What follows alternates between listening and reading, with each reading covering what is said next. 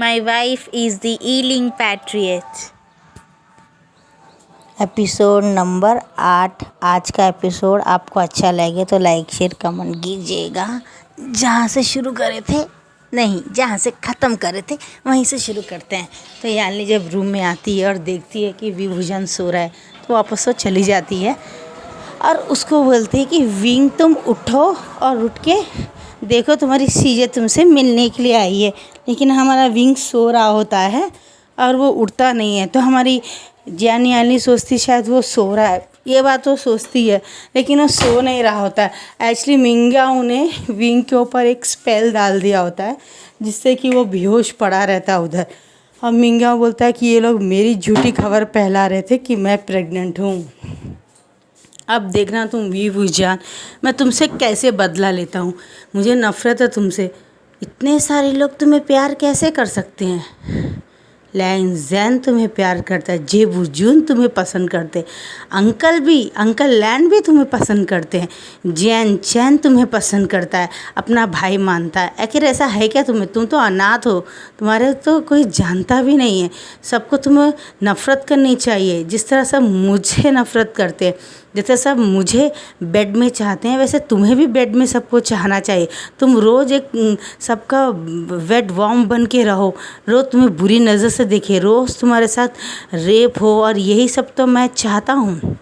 और तुम इतनी आसानी से सिर्फ एक इंसान के साथ ही अपना सारा जीवन निकाल दोगे, बगैर कोई तकलीफ़ करे, बगैर कोई गाली गलौज सुने। ऊपर से तुम्हें बहुत इज्जत मिले, ऊपर से तुम अब सेकंड लैंड राजकुमार के वाइफ बन गए हो, और ऊपर से तुम प्रेग्नेंट भी हो। मैं ये सब कैसे बर्दाश्त करता हूँ। गुस्सू का पहला हायर तुम्हारा बेटा तो बिल्कुल नहीं हो सकता है, जिसके माँ बाप का भी पता नहीं है।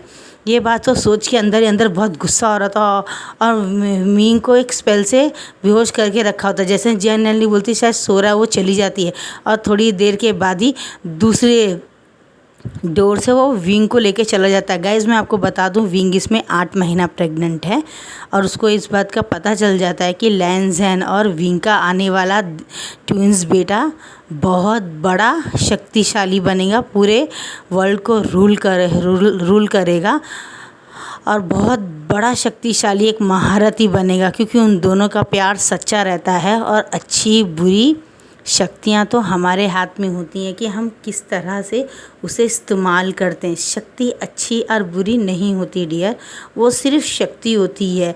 अगर हम बुरी शक्ति को भी किसी के अच्छे के लिए इस्तेमाल करें तो वो भी बहुत काम में आती है।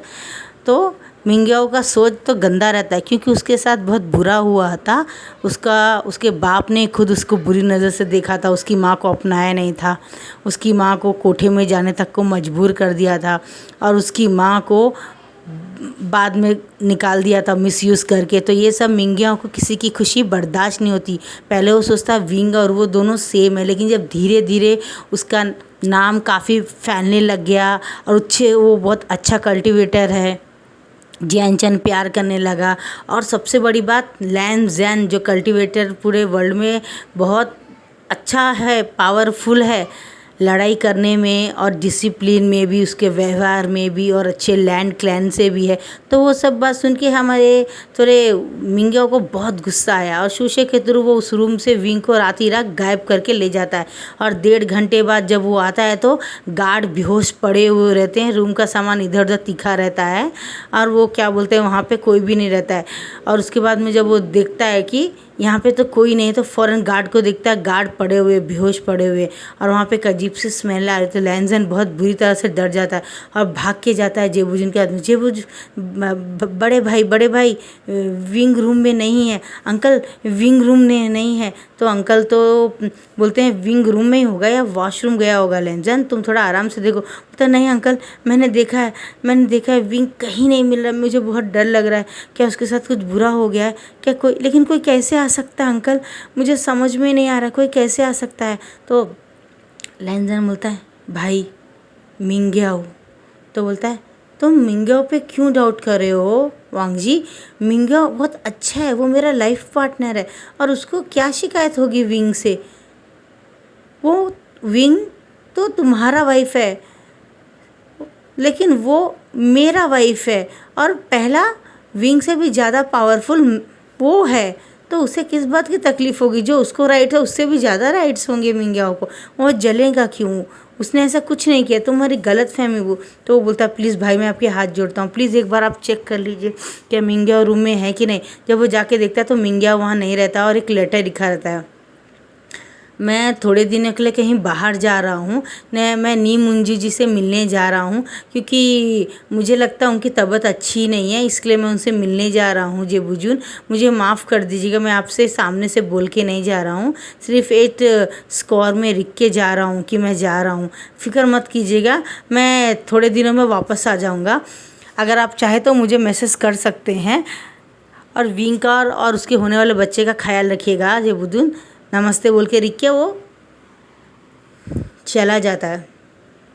तो जेबुजुन देखा वो नी मुंजी से मिलने गया है, तो बोलता है नहीं भाई, विंका और उसका एक साथ गायब होना मुझे कुछ डर सा एहसास हो रहा है। विंक ज़रूर किसी मुसीबत में होगी। अब हम विंक के तरफ का देखते हैं। विंक को एक चेयर में बैठा के बांध के रखा होता है और वो बहुत बेहोश होता है और 1.5-2 घंटे के बाद में होश आता है और वो बोलता है मिंगाओ तुम इतने कमीने कैसे हो सकते हो? मैंने तुम्हारा क्या बिगाड़ा है जो तुम मुझे बांध रखे हो? मैं प्रेग्नेंट हूँ, प्लीज़ मुझे जाने दो यहाँ से, छोड़ो मुझे करके बोलता है। तो वो बोलता है कि नहीं, तुम इस दुनिया में रहने लायक नहीं हो, मुझे तुमसे चिढ़ होती है। पता नहीं मास्टर लैंड को तुम्हें क्या अच्छा लगा जो उन्होंने तुमसे शादी कर ली।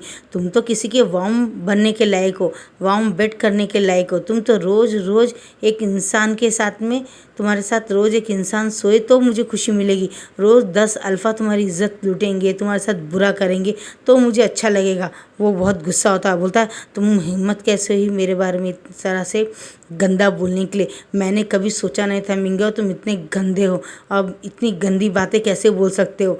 तुम्हें इस तरह से क्यों कर रहे हो? मैंने तुम्हारा कुछ नहीं बिगाड़ा, मेरे बच्चे ने तुम्हारा कुछ नहीं बिगाड़ा, मेरी फैमिली ने कभी कुछ नहीं बिगाड़ा। वो बोलता है दुनिया में मुझे किसी से कोई शिकवा नहीं, मुझे किसी से कोई शिकवा नहीं, मुझे सिर्फ तुमसे नफरत है कि जो इज़्ज़त मुझे मिलनी चाहिए तुम्हें मिलनी चाहिए नहीं मिली। हम दोनों में फ़र्क क्यों?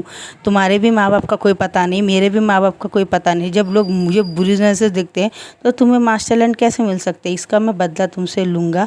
ये बात बोल के उसे बहुत टॉर्चर कर रहा होता है और उसे मार रहा होता है और वो बोलता है मेरे बदला मेरे बच्चे से मत निकालो करके वो बोलता है और बहुत रोता भी है, मगर उसकी मदद करने वाला वो टाइम में कोई नहीं होता। और वो ये बात सोच के कि शायद अब मैं और मेरा बच्चा इस दुनिया में नहीं रहेंगे, ये बात सोच के भी वो डर के और वो बेहोश हो जाता है।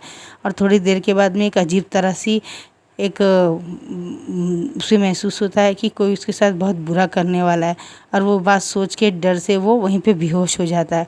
और उसके बाद में मिंग्याओ सोचता चलो अब यही मौका इसको उठाते हैं और मार के बाहर पहाड़ से नीचे फेंक देते हैं।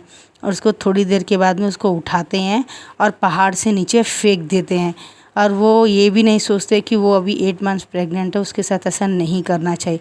मिंग्याओ बहुत खुश होता, चलो लैंड का आने वाला हाय अब हमेशा के लिए ख़त्म हो गया, अब कोई नहीं है और हम लोग देख लेंगे नेक्स्ट एपिसोड में क्या होता है। तो बाय बाय गाइज़।